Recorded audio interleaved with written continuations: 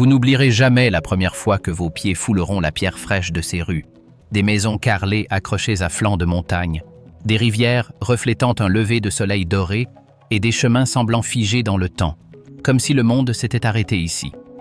Ce n'est pas un village ordinaire. C'est un lieu où la beauté ne caresse pas, elle scrute. Ici, au milieu de la brume matinale et des clochers qui rythment la vie, les visiteurs découvrent bien plus que de simples paysages idylliques. Kiyong, l'un des villages les plus beaux et les plus isolés de Corée, semble tout droit sorti d'un rêve, mais la réalité est tout autre. Chaque geste, chaque regard, chaque pas est régi par des codes invisibles que les habitants maîtrisent à la perfection. Dans cette vidéo, nous découvrirons une vie qui ne se reflète pas sur Instagram. Le quotidien des habitants, des femmes fortes et captivantes, façonnées par des siècles de tradition, l'arrivée des étrangers et la manière dont l'attirance s'exprime dans des silences et des gestes parfois incompréhensibles. Nous découvrirons une cuisine à la fois rustique et savoureuse, des rituels qui rythment la vie et des lieux rarement visités. Mais attention, ici, la perfection exige une grande force physique et émotionnelle. Quiconque imagine Kiyong comme une simple destination de carte postale découvrira un monde où le désir, la tradition et les codes tacites mettent chacun à l'épreuve. Arriver dans un lieu qui ne s'attend pas à des visiteurs. Rejoindre Kiyong n'est pas chose aisée. Des routes étroites serpentent à travers des montagnes qui semblent toucher le ciel, et chaque virage réserve une nouvelle surprise. Précipices, ravins et sentiers où seul un véhicule expérimenté oserait s'aventurer. Les transports en commun sont rares, et les bus en provenance des villes voisines suivent des horaires stricts qui semblent dictés par la montagne elle-même. Nombreux sont les voyageurs qui choisissent la randonnée et ils découvrent rapidement que les sentiers escarpés ne sont pas une simple promenade touristique. Ils constituent une épreuve physique qui distingue ceux qui ne cherchent qu'à prendre des photos de ceux qui souhaitent véritablement comprendre le lieu. Le premier impact visuel est saisissant. De loin, la ville semble suspendue dans le temps. Des maisons en bois, aux toits de tuiles rouges, se serrent les unes contre les autres. Des rues pavées serpentent entre les collines, et la lumière de l'aube filtre à travers la brume comme un voile mystique. Ici, pas de gratte-ciel, pas de circulation frénétique, pas de lumières aveuglantes, seulement la montagne, la rivière et la vie qui se déroulent à son propre rythme. Pour un étranger arrivant de Séoul ou de Busan, le contraste est saisissant. Kiyong ne se conforme pas aux normes urbaines, ne cède pas à la précipitation et ne se soumet pas à la technologie. Chaque geste, chaque mouvement est empreint de tradition, de nécessité et de la solidarité qui unit les habitants. Le choc culturel commence dès les premières salutations. Les locaux observent les visiteurs avec un mélange de curiosité et de distance, évaluant silencieusement s'ils comprennent les règles non écrites du village. Le respect ne s'impose pas, il se vérifie. Quiconque s'aventure sur un terrain miné, quiconque empiète involontairement sur l'intimité d'autrui, est aussitôt considéré comme un étranger. Sans un mot, sans explication, le visiteur comprend que Kiyong ne reçoit pas, elle observe. Les bergers et les agriculteurs qui arpentent les chemins, paniers de légumes à la main, menant leurs troupeaux de chèvres ou de vaches, incarnent l'essence même du village, force, endurance et patience. Le quotidien est exigeant et chaque tâche requiert précision et attention. Les enfants qui accompagnent leurs parents apprennent dès leur plus jeune âge que la montagne impose son rythme et que la moindre imprudence peut avoir des conséquences. Pour un étranger, ce spectacle est à la fois fascinant et terrifiant. Ici, la vie n'est pas faite pour être facile ou confortable, mais pour être préservée, pas à pas, de génération en génération. Ceux qui arrivent avec un regard de touriste découvrent vite que Kyong obéit à des règles tacites. Où marcher, comment saluer, quand il est approprié d'interrompre une conversation, et surtout, comment respecter le silence de la communauté. Les regards insistants et les gestes subtils en disent plus long que les mots, et une erreur anodine en ville peut vous coûter la confiance d'un voisin. C'est un lieu où l'isolement n'est pas seulement géographique, mais aussi social. Les codes de conduite sont aussi essentiels à la survie quotidienne. Le premier contact avec les habitants peut être déconcertant. Ici, point de sourire gratuit ni d'invitation spontanée. L'hospitalité se mérite et s'observe. Les anciens assis sur les vérandas, les jeunes guidant les troupeaux, tous participent à un équilibre silencieux qui garantit la cohésion de la communauté. Les visiteurs comprennent vite que seuls ceux qui témoignent d'un respect sincère pour la routine, la terre et les animaux parviennent à tisser des liens. Quiconque l'ignore, même involontairement, est perçu comme un intrus, et la montagne semble le leur rappeler à chaque pas. De plus, l'arrivée à Kyong révèle la contradiction qui rend l'endroit si fascinant. C'est l'un des plus beaux villages de Corée, avec des paysages dignes d'un conte de fées, mais cette beauté a un prix. Elle ne se contente pas d'éblouir, elle met à l'épreuve l'endurance physique sur les sentiers, la patience nécessaire pour s'adapter à un rythme différent et la force émotionnelle face à la discrétion de ses habitants. Ce n'est pas un lieu pour touristes passifs, c'est un endroit qui choisit ceux qui le comprennent et le respectent. Femmes du village. Force, beauté et désir contenu. Dès que l'on traverse la place centrale de Kyong, on remarque quelque chose qui ne figure sur aucune carte postale. Le regard des femmes du village n'est ni anodin ni naturellement amical. Leurs yeux scrutent avec précision, calculant les intentions de chaque visiteur, et tout est mesuré en silence. Il ne s'agit pas de simple curiosité, c'est un système de code hérité, un langage non verbal qui dicte qui a sa place, qui est respecté et qui peut être ignoré. Physiquement, les femmes du village reflètent la montagne qui les entoure. Des corps forts et résistants, façonnés par des années de labeur dans les champs et par les sentiers escarpés qu'elles gravissent et descendent avec leurs troupeaux de chèvres et de vaches. Leurs mains portent les callosités de la vie, et leurs pas sont fermes et assurés. Leur beauté n'a rien de théâtral. Ni pose, ni maquillage ne viennent altérer l'authenticité de leur présence. Chaque geste, chaque hochement de tête est mesuré, comme si leurs corps étaient le prolongement des traditions locales. Comparativement aux visiteurs et aux touristes, la différence est immédiate et flagrante. Les femmes étrangères, souvent captivées par l'isolement et la beauté des montagnes, affichent une curiosité débordante et une gestuelle spontanée. Les hommes étrangers tentent de les aborder avec des sourires et des mots doux, souvent sans en comprendre les codes locaux. Ici, le désir ne se crie pas dessus, il se maîtrise. Un regard trop direct, un geste inapproprié, même un compliment bien intentionné, peuvent instantanément les braquer. La femme de Kyong n'est pas un trophée. Elle est le reflet de la culture qui l'a façonnée. Le langage corporel est subtil et pourtant absolu. Une légère inclinaison du buste, les bras croisés, une démarche qui maintient une certaine distance. Autant de signes qui marquent les limites. Les femmes exigent du respect avant toute ouverture. Et les visiteurs apprennent vite qu'il n'existe aucun guide pour interpréter ces signaux. Tout s'apprend par l'observation constante et l'humilité. C'est un système qui protège la réputation, la vie privée et, surtout, l'autorité féminine dans un environnement qui ne pardonne pas la frivolité. Attirer l'attention d'une femme de Kyong demande du temps, de la patience et une profonde connaissance de son environnement. Certains étrangers ont tenté d'établir un contact avec les bergers, en leur offrant des cadeaux ou en leur prodiguant des paroles aimables, mais beaucoup ont échoué. Une anecdote, bien connue des habitants, raconte l'histoire d'un jeune touriste allemand, fasciné par une jeune bergère qui a voulu l'aider à déplacer son troupeau sans lui demander la permission. Elle l'a regardé, a esquissé un sourire et a poursuivi son chemin, laissant le visiteur stupéfait. Une leçon silencieuse de respect et de patience. Ce genre de leçon est fréquent. Ici, les erreurs s'apprennent sans explication, et la conséquence est une mise à distance immédiate. Un autre exemple concerne un groupe de touristes japonais, captivés par la vigueur physique et la beauté naturelle des bergers locaux. L'un d'eux a tenté d'entrer en contact avec eux par des gestes affectueux et une conversation rapide, mais s'est heurté à des regards scrutateurs et à une correction subtile.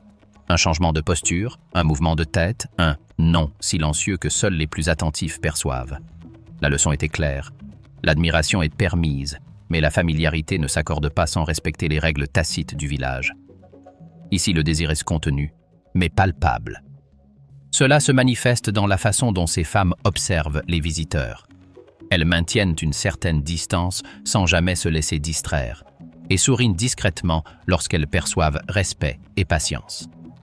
Point de théâtralité, point d'allusion explicite. Juste un jeu silencieux d'évaluation mutuelle qui peut durer des semaines, voire des mois. Chaque rencontre est un exercice d'équilibre entre curiosité, intérêt et préservation de la réputation. De plus, la force de ces femmes ne se limite pas à leur physique. Elle est profondément ancrée dans leur mentalité. Elles savent que l'isolement du village fait d'elles les gardiennes des traditions et leur autonomie est le reflet des exigences de leur environnement. Elles savent gérer les troupeaux, cultiver la terre et accomplir les tâches familiales avec une précision qui impressionne même les étrangers les plus aguerris. Cette force, à la fois physique et émotionnelle, allie autorité et sensualité contenue. Une combinaison qui ne cherche pas à être exhibée mais qui suscite une fascination discrète. Cependant, ce désir contenu crée aussi des tensions. Les histoires de visiteurs qui interprètent mal ces signaux sont fréquentes. Un touriste européen, croyant qu'un sourire signifiait un intérêt romantique, tenta de l'aborder alors qu'elle travaillait dans les champs. Routine, travail et endurance. L'aube, dans les villages de montagne coréens, ne se lève pas en douceur. Elle surgit avec le chant des coqs, le grincement des portes en bois et le vent qui descend des sommets. Aucun réveil ne sonne, mais le rythme de la nature et du travail rythme la journée. Dans ces villages, la routine est essentielle. C'est ce qui permet à chacun de survivre. Les agriculteurs locaux se lèvent bien avant le soleil. Leur première tâche consiste à parcourir les champs et les vergers pour vérifier que rien n'a été endommagé par le froid de la nuit ou par le bétail en liberté. Cultiver la terre ici est difficile. Les sols montagneux sont caillouteux et les terrasses qui supportent les cultures exigent un entretien constant. Chaque graine semée, chaque sillon ouvert est un témoignage d'endurance et de patience. Aucune machine moderne ne vient alléger la tâche. Tout est fait à la main ou avec de simples outils hérités de leurs ancêtres. De leur côté, les femmes du village jonglent avec un emploi du temps tout aussi exigeant. Traire les chèvres et les vaches, préparer les repas de base, s'occuper des enfants et tenir la maison propre sont des tâches qui alternent avec les travaux des cultures et la préparation des marchés. Tout est se rythmé par le temps. L'hiver est rude et long, tandis que l'été est court, intense et chargé de labeur. Aucune distraction n'est permise. La survie repose sur la régularité et l'exécution de chaque tâche dans les délais impartis. Les marchés locaux constituent un autre aspect du quotidien. Les familles y apportent leurs produits, légumes, fromages, œufs, poissons de rivière, fruits de saison.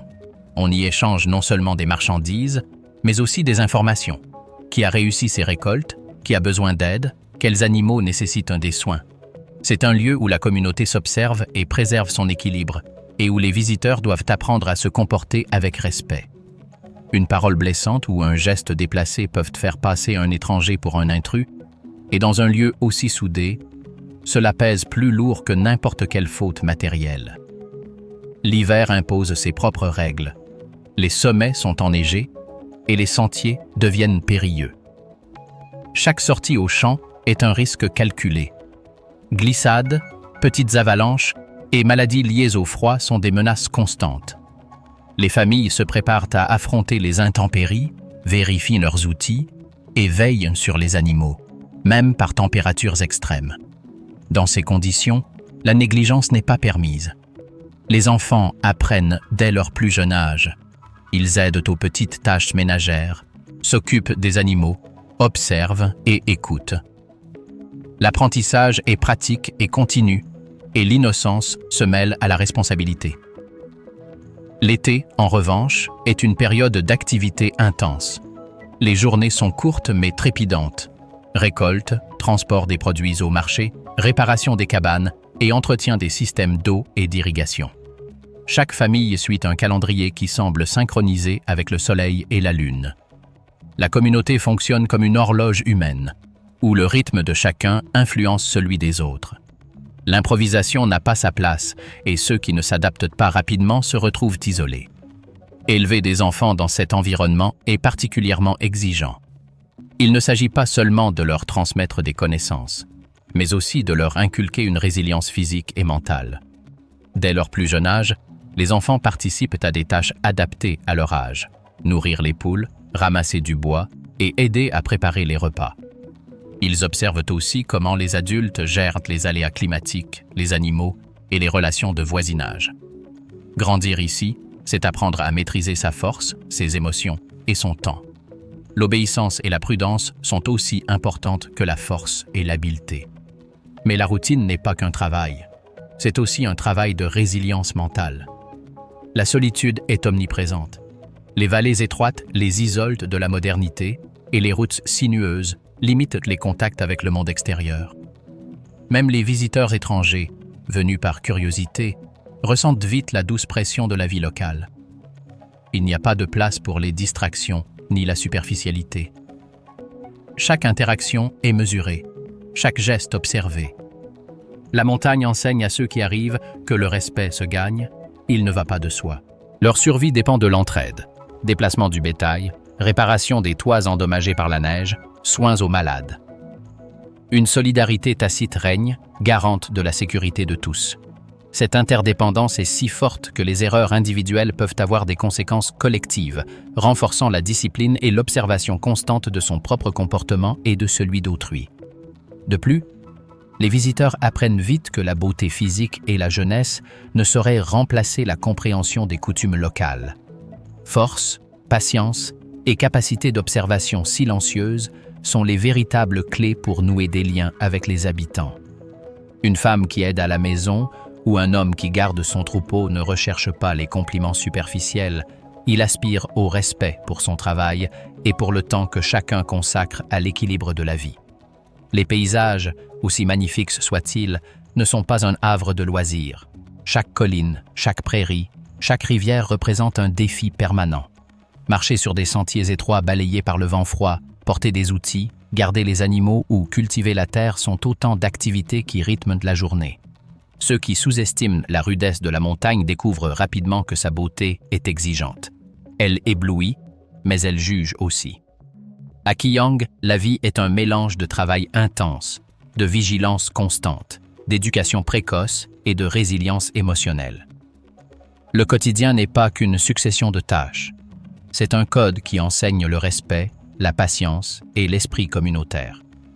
Chaque lever de soleil est un défi, chaque coucher de soleil une leçon, et chaque interaction une occasion de se confronter à la rigueur de la montagne et des traditions. Seuls ceux qui acceptent ce rythme et valorisent la force physique et mentale parviennent à s'intégrer, à gagner le respect et à comprendre l'essence même de la vie ici. Un équilibre constant entre solitude et communauté, effort et survie, beauté et discipline. La montagne n'offre pas de seconde chance, mais ceux qui apprennent ces leçons y découvrent un monde profond de résilience et de sens, bien au-delà des clichés touristiques. Manger pour survivre. Gastronomie rustique et rituelle. À Kiyang, la nourriture n'est ni un luxe ni un passe-temps. Elle est le fondement même de la survie. Tandis que le soleil filtre à travers les vallées et que la brume matinale se pose sur les toits de tuiles, les familles préparent déjà le premier repas de la journée, soigneusement planifié pour leur apporter l'énergie et la vigueur nécessaires aux longues journées de labeur dans les champs, les vergers ou avec le bétail. Le kimchi, ce chou fermenté et pimenté qui a fait la renommée de la Corée, n'est pas seulement savoureux, c'est un concentré de résilience. Préparé à l'avance, en grande quantité, il est conservé pour les jours d'hiver où il est impossible de se procurer des légumes frais. Chaque bouchée apporte vitamines, calories et, surtout, force. Accompagné de riz fraîchement cuit, de soupe de poisson et de légumes de saison, le repas devient ici un rituel qui éveille le corps et prépare l'esprit. Le poisson frais des rivières et des lacs environnants est une autre constante. Les villageois savent que les protéines sont essentielles pour maintenir la masse musculaire et l'énergie nécessaire à la conduite des troupeaux ou aux récoltes sur les terrasses de montagne. La viande, lorsqu'elle est disponible, est généralement salée ou fumée, ce qui prolonge sa conservation et assure à chaque famille des provisions pour les dures journées de labeur. Les aliments fermentés, comme le doenjang, pâte de soja, ou le gochujang, pâte de piment, ont une double fonction. Ils ajoutent saveur et nutriments. Accompagnés de riz et de soupe, ils forment des repas complets capables de nourrir un travailleur pendant 12 à 14 heures. Le thé, qu'il soit vert ou préparé à partir d'herbes locales, n'est pas qu'une simple boisson, c'est un rituel. Chaque tasse est servie avec respect, même en famille, et symbolise la pause et la concentration. Boire du thé enseigne la patience. Dans un lieu où la précipitation peut être dangereuse en raison du terrain accidenté, prendre le temps de boire et de manger correctement fait partie de la discipline imposée par la montagne. Manger est aussi un acte social profondément codifié. La table n'est pas un lieu de bavardage futile, mais un espace où l'attention, le respect et la compréhension des codes de la communauté sont mesurés. Les visiteurs apprennent vite que refuser un plat offert n'est pas simplement impoli. Cela peut être interprété comme un manque de respect envers les efforts de la personne qui a préparé le repas, voire comme un signe d'arrogance.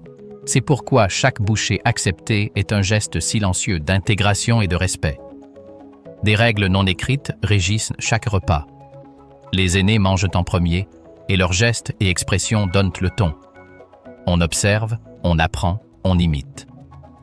Parler trop en mangeant peut être mal vu. Ici, le silence est aussi nourrissant que la nourriture elle-même.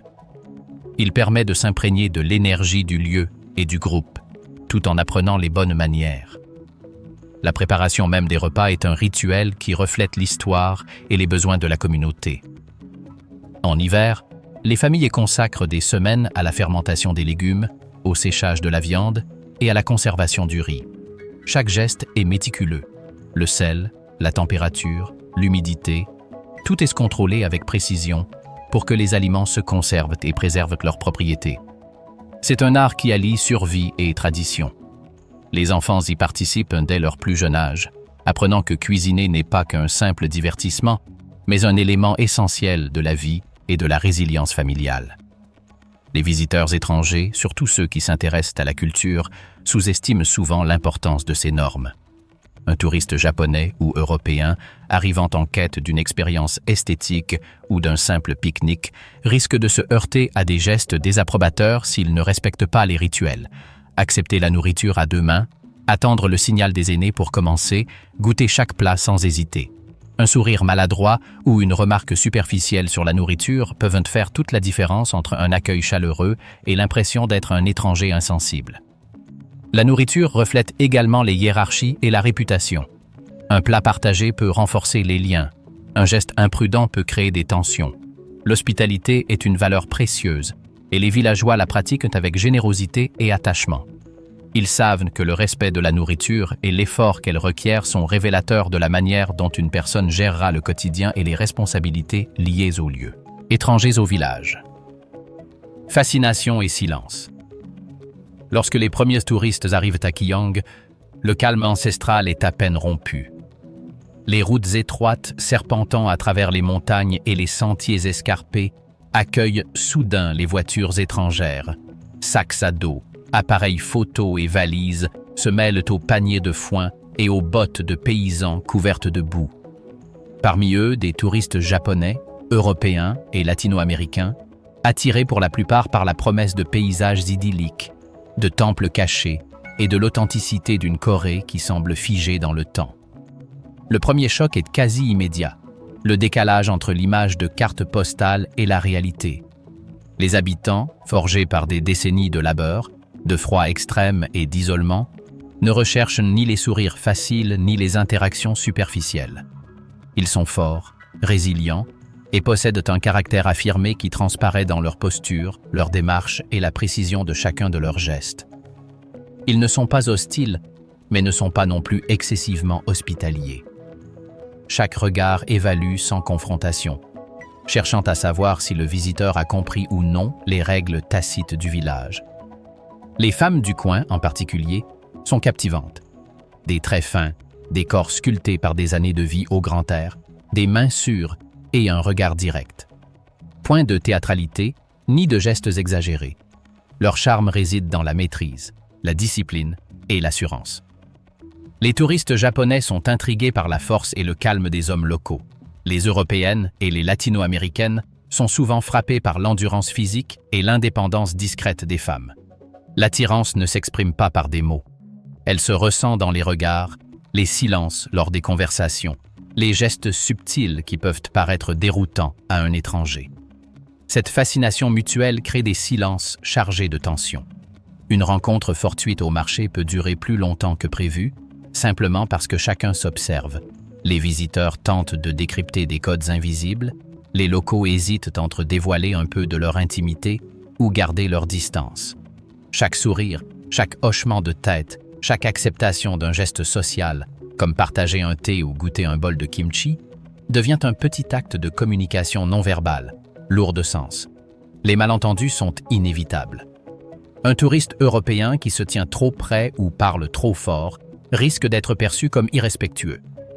Une japonaise qui tente de manifester son intérêt par des gestes délicats pourrait être interprétée comme timide ou distante. Les locaux ne réprimandent ni ne corrigent ouvertement. L'apprentissage est silencieux, presque imperceptible, et la tension se perçoit dans de petits signes, un regard fuyant, un hochement de tête, un changement de sujet de conversation. Parfois, l'attirance se mêle à une intense curiosité culturelle. Une femme du village peut observer un touriste avec fascination, analysant ses manières, sa façon d'interagir avec les villageois, voire son respect pour la nourriture ou l'espace public. Les hommes du village, habitués à la discrétion, évaluent attentivement les réactions des autres face à la force et à la résilience de leur environnement, qui garde son sang-froid, qui se sent mal à l'aise et qui parvient à s'intégrer, ne serait-ce qu'un instant. Certaines histoires marquent les esprits car la tension émotionnelle y est presque palpable. Un jeune touriste latino-américain, par exemple, a été invité à prendre le thé avec une famille du village après avoir aidé avec les vaches. Ce qui semblait un geste simple se transforma en une observation silencieuse. Ses gestes, la façon dont il tenait la tasse, sa posture et ses réponses aux questions les plus anodines déterminaient s'il serait accepté ou si la rencontre se terminerait dans un silence gênant. Dans un autre cas, un touriste japonais fut impressionné par la force d'une femme du village qui portait du foin pendant des heures. Une admiration silencieuse, des gestes de respect mutuel, non verbaux, créèrent entre eux un lien intangible. Le contraste culturel est saisissant. Tandis que les touristes s'attendent à des échanges amicaux, des selfies ou des explications simples, les villageois valorisent la discrétion, la patience et l'observation. Inutile de beaucoup parler. Le village transmet son savoir par les gestes, les regards et les silences, et ceux qui ne les perçoivent pas se sentent immédiatement exclus. L'attirance peut exister, mais elle est voilée par un profond respect des codes sociaux, des règles non écrites et une évaluation constante. De plus, l'arrivée d'étrangers met à l'épreuve la résilience émotionnelle des visiteurs. Les femmes du village ne se laissent pas séduire par des paroles en l'air, ni par des gestes exagérés. L'admiration doit s'exprimer par le respect, un intérêt sincère pour les coutumes et une volonté de suivre le rythme. Secrets de l'isolement. Hiérarchie et codes invisibles. Ici, à Keelung, la vie ne se mesure ni en jour ni en saison. Elle se mesure en honneur, en réputation et en silences observés. De loin, les visiteurs pourraient croire que les villageois vivent paisiblement au milieu des montagnes et des rivières, cultivant le riz ou élevant des animaux. Mais la réalité est plus complexe. Il existe un réseau invisible de hiérarchie, de codes et de règles, non consignés dans un manuel, appris uniquement par l'expérience, l'observation et le respect. La première impression, lorsqu'on tente de s'intégrer à ces communautés, est claire. Ici, personne n'ignore personne, mais l'égalité de traitement n'est pas une réalité pour tous. Certaines familles vivent dans la même vallée depuis des générations, leur nom de famille évoquant l'histoire, la réputation et l'autorité. Leurs décisions sont respectées non pas parce qu'elles sont officielles, mais parce que la communauté a appris que la tradition préserve l'équilibre. Un nouvel arrivant, aussi bien intentionné soit-il, doit naviguer avec prudence dans cet univers. Un geste mal interprété, un mot déplacé, et ils peuvent immédiatement être catalogués comme étrangers, comme des personnes qui ne comprennent pas encore les coutumes locales. L'honneur est un pilier fondamental. Il ne se discute pas, il se respecte et s'observe. Un seul geste, aussi insignifiant soit-il, peut influencer la perception qu'un villageois a d'un autre, la manière dont on traite les personnes âgées, dont on prend soin des biens d'autrui, dont on accepte une invitation ou une faveur. Tout est enregistré, même silencieusement. Une plaisanterie anodine dans les villes modernes peut être perçue comme un manque de respect, et la correction ne s'exprime jamais par des cris ou des injonctions. Elle se ressent à distance, dans la posture, dans le regard des voisins lorsqu'on traverse la place ou qu'on emprunte les sentiers. Au sein de ce système, habitants de longue date et nouveaux arrivants vivent des réalités différentes. Les villageois de plusieurs générations en comprennent les subtilités, qui travaillent plus qu'ils ne parlent, qui respectent le calendrier communautaire, qui observent les rituels et les coutumes, et qui risquent d'enfreindre les règles tacites. Les nouveaux arrivants, quant à eux, doivent apprendre en observant, en écoutant et en s'adaptant. Ce processus se déroule sans supervision formelle.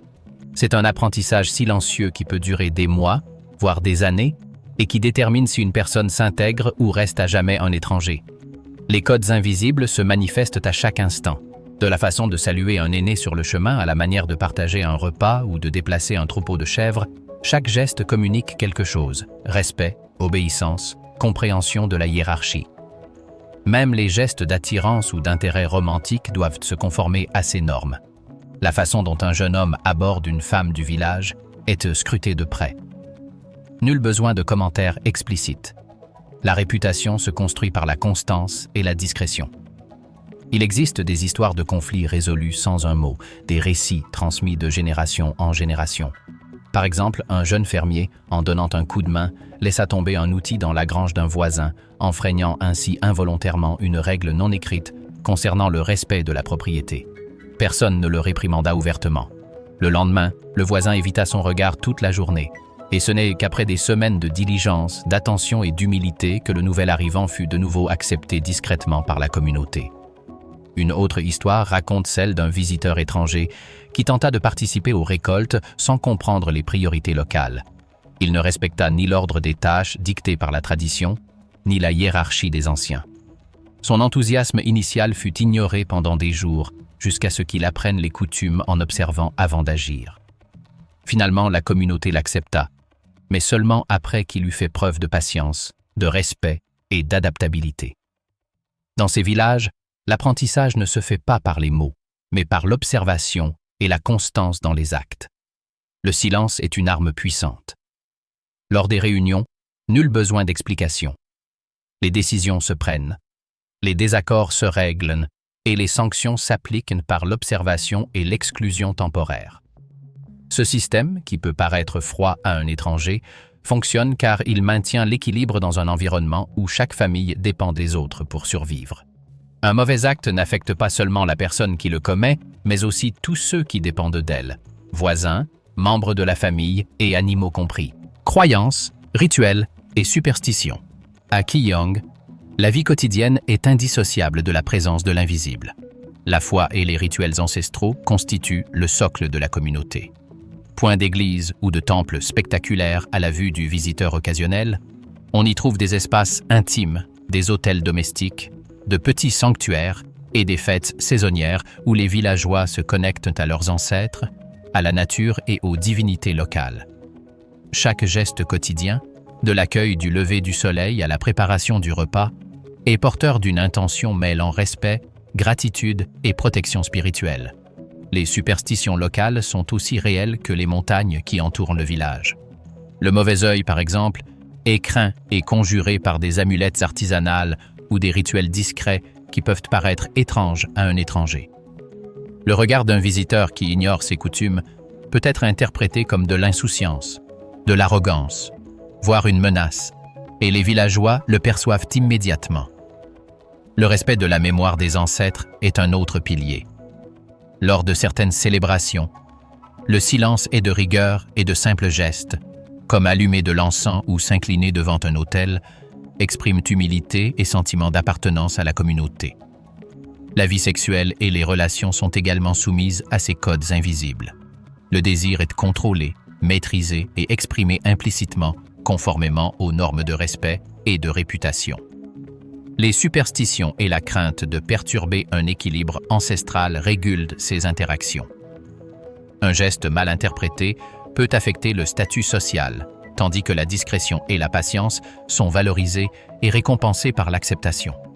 Ainsi, la tradition devient une régulation sociale tacite, où chaque acte quotidien renforce l'ordre, la hiérarchie et la cohésion du groupe.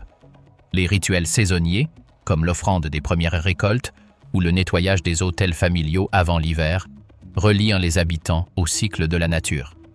Chaque action a une double finalité: honorer les ancêtres et préserver le bien-être de la communauté. Les visiteurs qui ignorent ces pratiques se sentent non seulement déplacés, mais risquent aussi d'être perçus comme insensibles au tissu invisible qui anime la vie du village. Au quotidien, la foi, la superstition et la tradition s'entremêlent pour créer un environnement où chaque action revêt une importance symbolique. La vie dans ces villages est donc un subtil équilibre entre le tangible et le spirituel, où la beauté des paysages et la puissance des montagnes ne peuvent être pleinement appréciées qu'à travers la compréhension de la profondeur culturelle qui imprègne chaque regard, chaque geste, chaque décision. Si quelqu'un s'arrive à Kiyang en quête de paysages idylliques et de silence, il découvrira vite que son environnement est bien plus qu'une simple carte postale. C'est un lieu qui met à l'épreuve la résilience, la discipline et la sensibilité. Chaque rue pavée, chaque troupeau de moutons, chaque regard silencieux des femmes du village a une signification qui dépasse l'esthétique. La communauté enseigne, avertit et évalue, même sans un mot.